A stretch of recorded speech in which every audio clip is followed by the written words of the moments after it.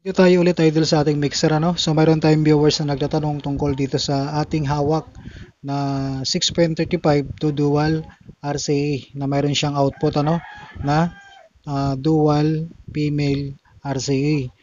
Yung 1 port PL naman loads na walang cable na may dalawang RCA sa ibabaw. Kung ano ang pinagagamitan sa mixer.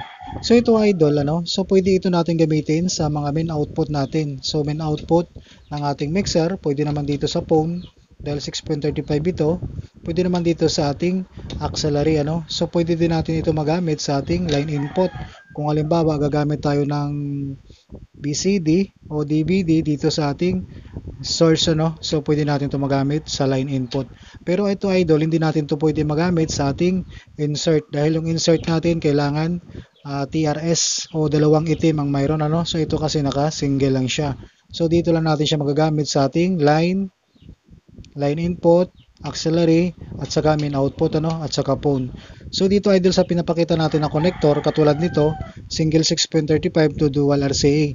So pag ginamitan natin ng dual RCA ito idol, itong ating connector na to, so magiging ganito ang labas niya. Ayan. Itong connector na to. So pwede tayo gumamit nito ng ganito kung mayroon tayong dalawang dual RCA ano katulad nito.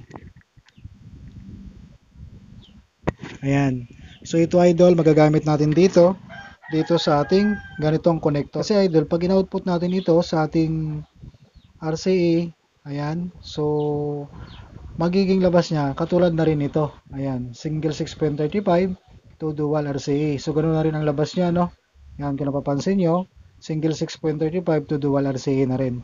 So pwede natin ito magamit idol. Ito, pwede tayo gumamit dito kung halimbawa gusto natin ibukod yung dalawang amplifier natin, yung left channel, ayan.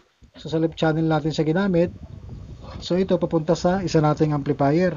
Tapos itong isa naman, kung may isa pa rin kayo nito, pwede naman siya dito, ano? Ayan. Dahil pwede naman natin ito magamit sa ating phone output, ano? Ayan, single 6.35 din siya to dual RCA. So itong ilagay natin ngayon sa ating amplifier. So auxiliary idol, pwede naman tayo gumamit dito. Ayan.